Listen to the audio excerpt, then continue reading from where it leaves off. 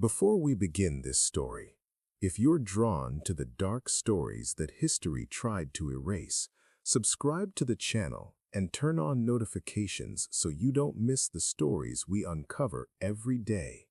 And let us know in the comments which state you're watching from.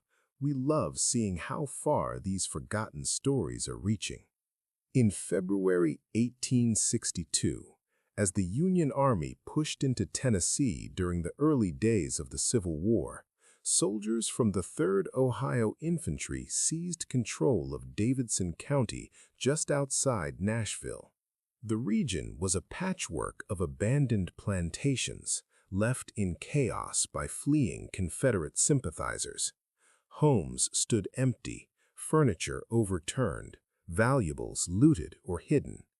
It was routine for Union troops to requisition these properties for barracks, hospitals, or supply depots. They would sweep through, catalog assets, and repurpose what they could. But the Harwell Estate, 17 miles southeast of Nashville along the Cumberland River Valley, was different. The 3-story manor appeared untouched, as if its owners had stepped out for a brief errand. Breakfast plates sat on the dining table, food rotted away. A leather journal lay open in the study, ink dried mid-sentence. Wardrobes held neatly hung clothes. Books filled the library shelves. The grandfather clock in the entrance hall had stopped at 3:47, its pendulum still. Captain William Morrison, leading the scouting party, entered first. His report, preserved in fragments in the National Archives, described the scene as peculiarly undisturbed, like residents planned to return any moment. He noted the fine furnishings and extensive library of agricultural and scientific texts. For 3 days, his men used the manor as a temporary headquarters, sleeping in bedrooms, cooking in the kitchen, and planning in the study. On the 4th day, February 19th, Private James Ketchum, foraging in the root cellar, made a chilling discovery. The cellar was spacious, 40 feet by 30 feet, with stone walls and a dirt floor. Shelves held empty jars, broken pottery, and burlap sacks. Moving sacks in one corner, Ketchum heard a hollow thud. Clearing the area with help, they uncovered a 3-foot square wooden hatch with an iron ring and rusted bolt. Pulling it open released a foul stench, human waste, decay, and stale air. The men recoiled, one vomited. Morrison arrived, ordered lamps, and peered down. A ladder descended into darkness. He called out. Silence replied. Reluctantly, Ketchum climbed down with a lamp. What he found haunted him forever. His testimony, given 6 days later, described a bedrock chamber, 20 feet by 30 feet, with a low ceiling. The air was thick and foul. Pallets lined walls. Waste buckets overflowed in a corner.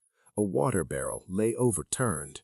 In the far corner huddled 8 children, skeletal and filthy, shielding their eyes from the light. Dressed in rags, their hair matted, skin marred by lesions and scars. Some had crooked bones from untreated breaks. They stared blankly, like cave animals. None spoke. An older girl rocked silently. A boy scratched the wall repetitively. Ketchum thought they were corpses at first. Climbing back up, he reported to Morrison, who descended to confirm. Emerging ashen-faced, Morrison ordered the surgeon. It took 3 hours to coax them out. Terrified of soldiers and light, they seemed unable to grasp rescue. Surgeon Dr. Albert Hayes examined them in the parlor. His February 21st report, later submitted to Nashville's provost marshal and partially rediscovered decades later, detailed horrors beyond his experience. 8 children, aged roughly 12 to 16, though stunted growth made ages uncertain, weighed 40 to 60% below norms. They had rickets from no sunlight, dermatitis, fungal infections, dental decay, gum disease, untreated injuries, and respiratory issues. Psychologically, they showed mutism, catatonia, dissociation. 2 couldn't walk unaided. 3 couldn't speak coherently. All flinched at sounds, avoided eye contact, exhibited extreme fear. Exploring further, Hayes found 3 adjoining chambers, sleeping quarters with 12 pallets, sanitation with buckets and a drain, and a disturbing observation room with a chair, desk, and slits for unseen watching. On the desk, a journal documenting the Controlled Development Protocol, starting February 12, 1856. 2 decayed child bodies lay on pallets, dead within months. Morrison ordered guards, secured documents, journals, ledgers, letters, and sent the children to a contraband camp for freed enslaved people. He dispatched an urgent report to Nashville. A military investigation followed, testimonies, evidence review, but federal authorities suppressed it. The official record noted only irregularities in enslaved persons' management. Files sealed, officers silenced. Pieced from surviving fragments, letters, notes, a partial medical report, 1890s veteran testimonies, the truth emerges. A horror too grim for 1862's public. This is Edmund Harwell's story, a man who saw science as justification for evil, and 12 children who endured unimaginable darkness. Edmund Harwell wasn't born evil, he became it, through intellect twisted by detachment. Born 1814 in Charleston, South Carolina, to schoolmaster Marcus Harwell, Edmund grew in a cold home valuing achievement over affection. Marcus taught him Greek, Latin, math, philosophy young. Mother Sarah died at 6. Marcus erased her memory, teaching Edmund emotional detachment. By 15, Edmund experimented on stray animals, not torture, but behavior modification via environment and conditioning. Marcus didn't punish, he discussed methodology, stressing discretion. This shaped Edmund.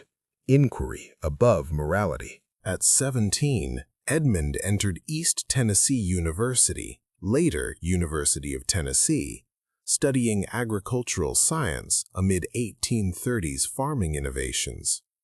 He excelled in botany, chemistry, husbandry, but professors noted his fixation on control, not understanding. His 1836 thesis, Environmental Determinism in Agricultural Production, reduced living systems to optimizable mechanisms. Brilliant but chilling. Graduating at 22, socially inept, Edmund sought resources.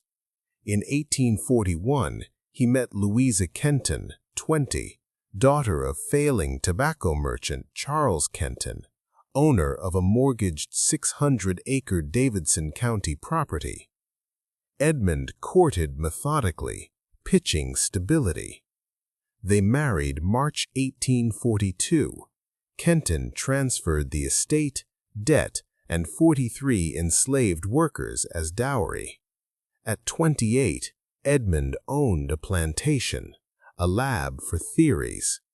The property was run down, exhausted fields, broken equipment, demoralized workforce. He documented everything: crops, weather, soil, assets.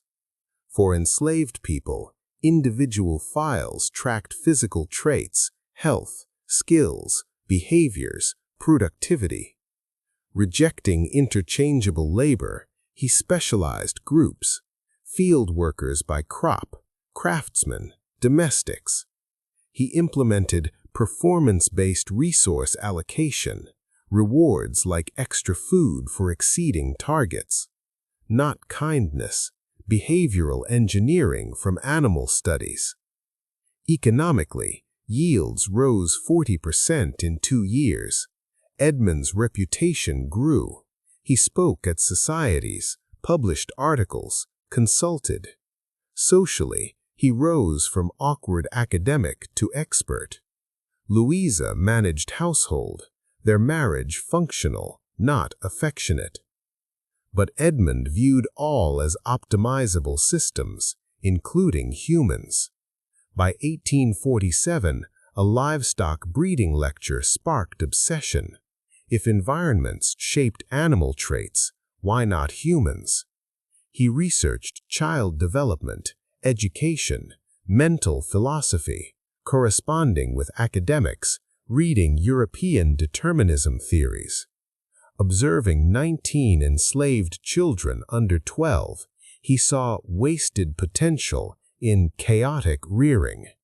In 1849, he converted a building to a dormitory, separating children over 6 for training. Parents pleaded, refused. 17 moved in. He hired tutor William Crane for basics, but framed as conditioning. Schedules, exercise, education, labor, and socialization, observation sessions. To outsiders, enlightened. Reality, experiments on minds. Over 3 years, he refined theories. Behavior plastic in childhood, needing environmental purity to engineer obedience, productivity. By 1852, he planned radical isolation. In 1853, he built underground chambers beneath the root cellar, disguised as storage expansion. Hired a mason. Enslaved workers rotated to conceal scope. Completed December. Main 20 by 30 chamber with controllable lamps, ventilation shafts. Sleeping with 12 pallets, sanitation. Observation room with slits and speaking tube. Pulley for supplies. Chambers empty 2 years, stocked with obedience-emphasizing books. Louisa's 1855 death in childbirth, stillborn son, radicalized him. No grief, irritation at disruption. Journals turned defensive. Nature chaotic. Intelligence imposes order. He corresponded with phrenologists, early psychologists. By 1855, convinced, behavior environmentally determined, traditional rearing suboptimal, control morally justifiable. He selected subjects, ages 6 to 10, healthy, tractable, minimally attached, orphans separated by sales. 12 total, numbered 1 through 12. February 12, 1856, led to the cellar, down hatch. Oriented, rules established. Hatch closed, experiment began. Underground, trauma. Initial darkness sparked screams. Routine, wake calls, pulley meals, minimal. Education, obedience texts. Exercise, skills, conditioning tests. Lectures via tube, darkness. Variations, extended dark, sleep disruption, ration cuts, social stressors. Documented clinically.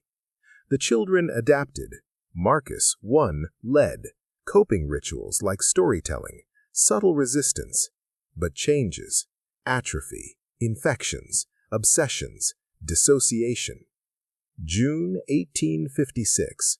Thomas 7 died of pneumonia, body removed. Ruth 9 died September from infected injury. Edmund's journals erratic, defensive. Experiment yielded suffering, not data.